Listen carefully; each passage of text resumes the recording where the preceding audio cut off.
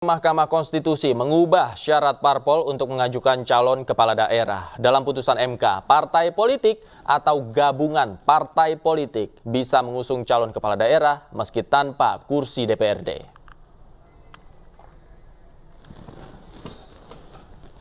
Mahkamah Konstitusi mengabulkan sebagian gugatan Partai Buruh dan Partai Gelora yang meminta partai politik tanpa kursi DPRD bisa mengusung calon kepala daerah. Putusan ini dibacakan dalam sidang di Gedung Mahkamah Konstitusi Jakarta pada Selasa siang.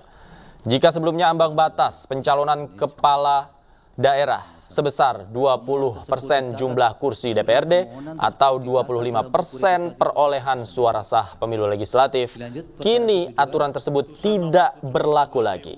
Ada sejumlah ketentuan untuk mengusulkan calon kepala daerah sesuai dengan jumlah DPT di wilayah masing-masing, yakni minimal 6,5% suara, 7,5% suara, 8,5% suara, hingga 10% suara.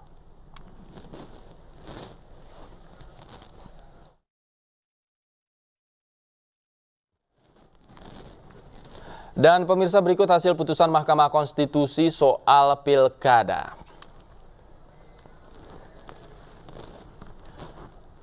Mahkamah Konstitusi meminimalkan calon tunggal di pilkada. MK memutuskan parpol tanpa kursi tetap bisa ajukan calon kepala daerah. Sementara itu putusan MK juga mengubah ambang batas pengajuan calon kepala daerah dari yang sebelumnya 25% menjadi 7,5%. Selain ambang batas, MK juga merubah aturan dalam putusannya, yakni calon kepala daerah minimal berusia 30 tahun.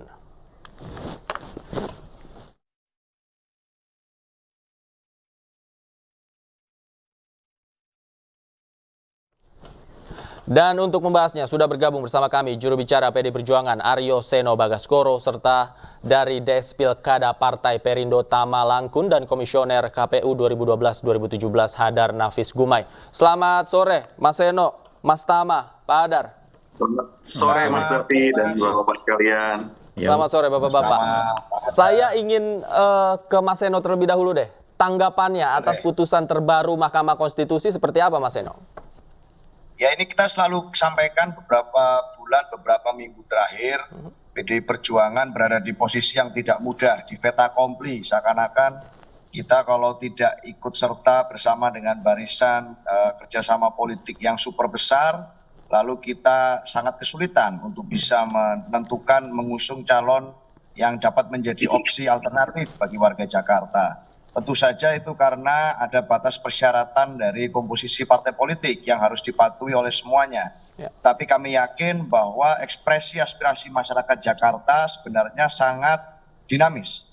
Bagaimana tidak, di setiap survei selalu ada setidaknya 3 nama yang sangat kompetitif di Jakarta, yaitu Pak Anies Baswedan, Pak Basuki Cahayapurnama, dan Pak Ridwan Kamil. Tetapi realitas politik per kemarin malam memang yang sangat mengerucutkan Pak Ridwan Kamil yang kemudian aman di dalam kontestasi tersebut. Maka kami selalu bersikap kami ingin bertahan kepada prinsip politik kami. Sebagai partai yang digerakkan oleh gagasan, kita percaya bahwa di last minute akan ada sebuah terobosan politik.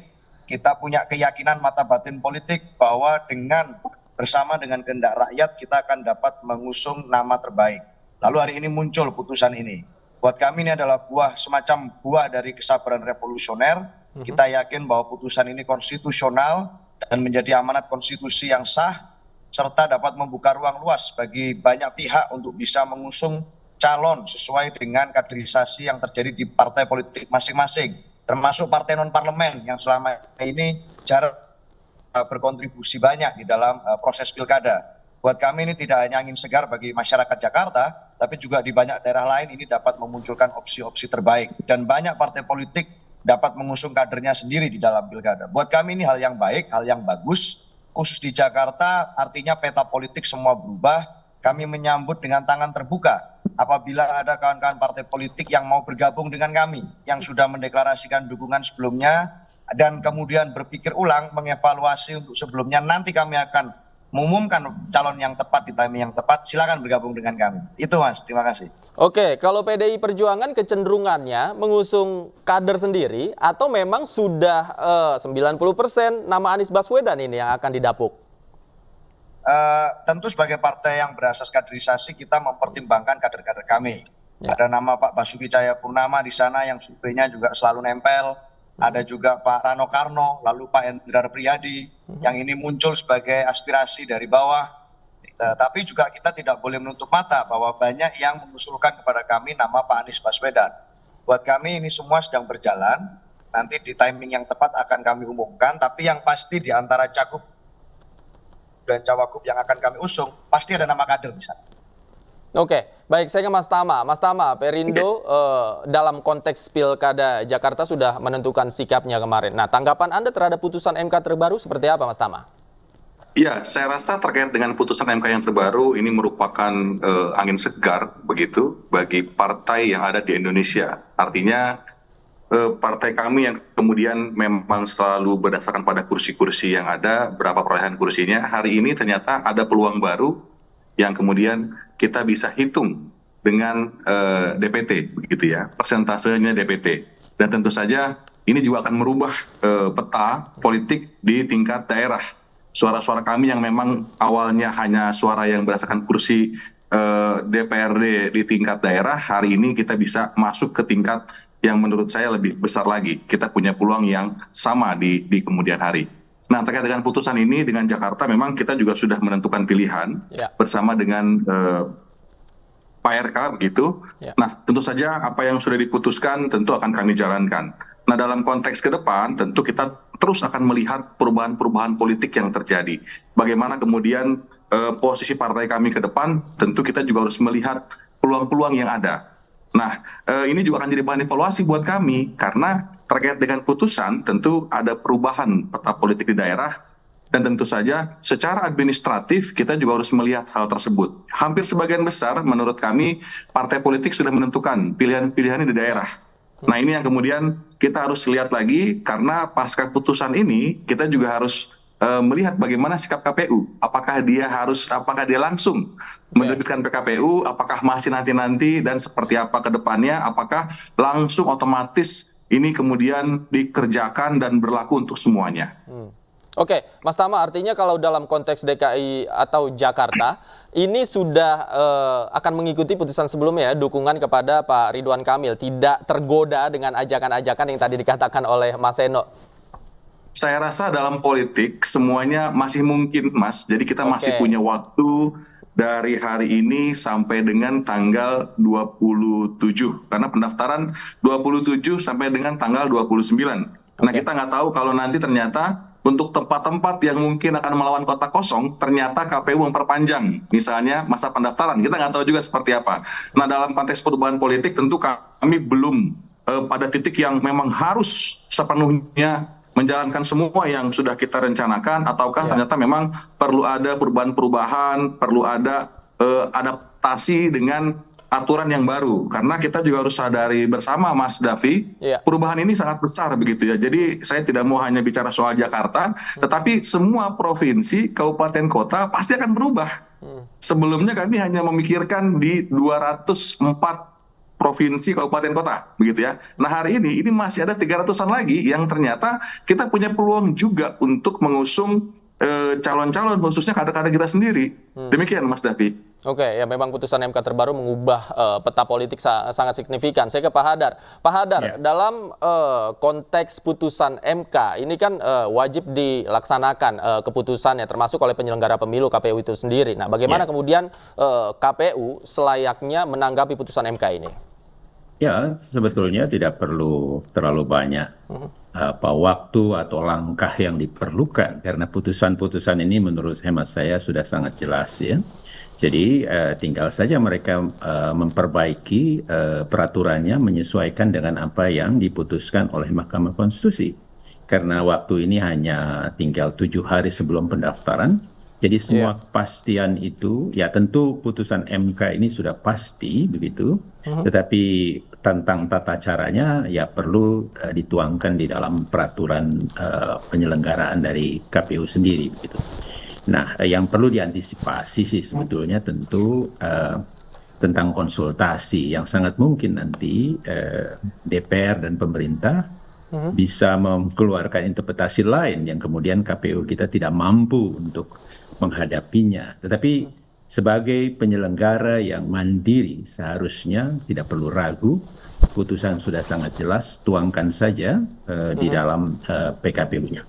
Oke, kalau dalam melihat waktu yang memang saat ini terus berjalan, pengubahan PKPU itu masih relate atau masih relevan dengan situasi yang ada saat ini? Sangat relevan. Oke. Kembali bahwa penyelenggara pemilu atau KPU adalah lembaga yang mandiri. Jadi kalau toh sekalipun konsultasi dikatakan wajib, itu belum sempat dilakukan, ya sebagai lembaga mandiri dan memerlukan peraturan yang lebih pasti dan jelas dalam pelaksanaannya, ya putuskan saja gitu. Oke. Toh sesuatu itu kan adalah berdasarkan apa yang mereka yakini.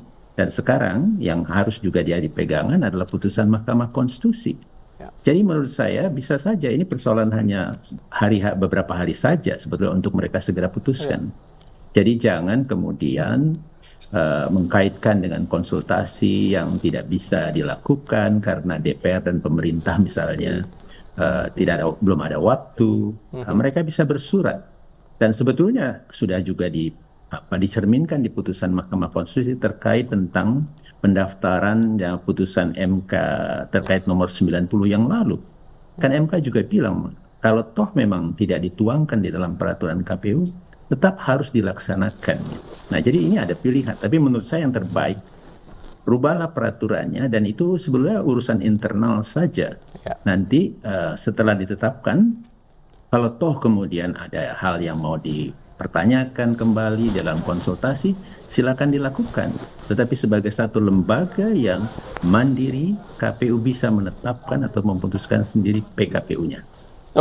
Oke, sayang sekali saya sebenarnya ingin ke Mas Seno, namun nampaknya Mas Seno ada agenda lain sehingga harus meninggalkan diskusi kita terlebih dahulu. Saya ke Mas Tama deh kalau begitu. Mas Tama, melihat putusan MK ini kan berimbas pada komunikasi politik Partai Perindo terhadap partai-partai yang lain nih, khususnya di daerah-daerah. Bagaimana kemudian komunikasi ini dibangun ulang begitu oleh kepada partai politik yang lain, Mas Tama? Ya, Mas Davi, saya rasa kalau Partai Perindo tidak perlu membangun ulang komunikasi karena hampir semua komunikasi yang kami lakukan itu tidak pernah berhenti. Termasuk misalnya dengan Mas Seno ya, artinya sebagai kader PDIP kita juga pernah bersama pada saat Pilpres dan saya rasa kerjasama Perindo dengan PDIP kan juga terjadi di semua daerah, gitu ya. Jadi saya rasa ini hanya tinggal melanjutkan saja dan menata saja akan seperti apa ke depannya. Dan saya rasa dalam konteks politik, perubahan-perubahan usulan atau dukungan itu sesuatu yang sangat wajar terjadi. Jadi memang kita hanya perlu menghitung dan mengkalkulasi ulang. Kira-kira di manakah kemudian Partai Perindo punya kesempatan untuk mengajukan kader-kader terbaiknya. Nah, selain itu tentu saja tadi ada komposisi dan momok yang mengerikan menurut saya, Mas Davi, adalah melawan kota kosong. Nah, konteks melawan kota kosong ini kan juga hampir terjadi di beberapa tempat. Dan kami dari Partai Perindo tentu saja dengan kursi yang tidak sebanyak partai-partai parlemen, kita tentu saja harus menentukan, harus memilih mana posisi yang terbaik dan memaksimalkan kursi-kursi yang kami punya. Nah, hari ini ketika ada putusan MK tentu ketakutan cakada-cakada atas kursi kosong saya rasa sudah mulai bisa teralihkan, sudah mulai bisa dihilangkan ketakutan tersebut begitu ya, karena ada peluang lain yang kemudian bisa mencalonkan kepala daerah yang tadinya akan didorong dengan konsep kota kosong. Oke, bagaimana kemudian Partai Perindo mengkalkulasi ketika PDI Perjuangan bisa mengusung calonnya saat ini? Nah, kita ketahui nama-nama selain Ridwan Kamil kan ada nama-nama Basuki Cahayapurnama, kemudian kader PDI Perjuangan yang lain termasuk Anies Baswedan. Apakah kalkulasi terhadap Anies Baswedan ini nanti seperti apa nih?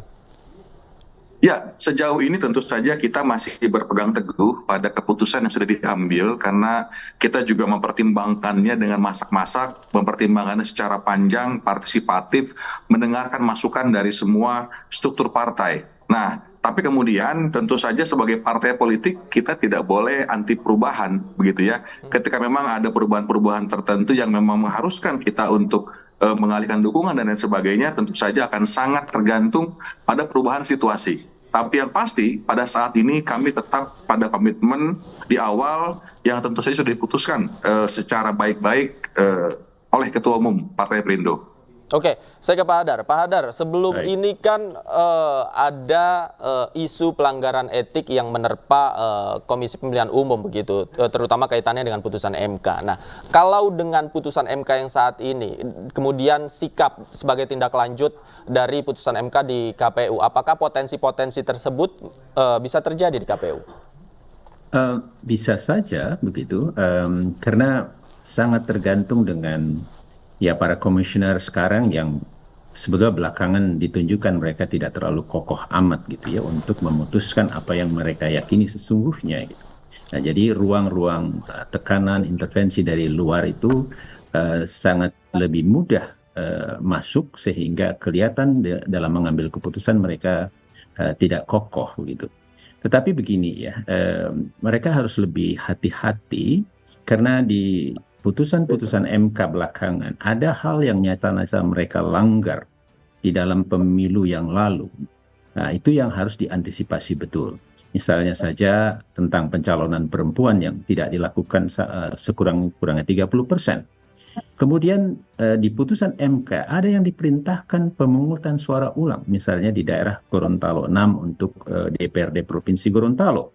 Kemudian juga ada beberapa yang lain. Nah, ini harus hati-hati. Di dalam putusan nomor 70 tentang batas usia minimal calon pun, itu di dalam pertimbangannya, MK sudah mengingatkan, kalau ini tidak dilakukan, nanti itu sangat mungkin akan dibatalkan.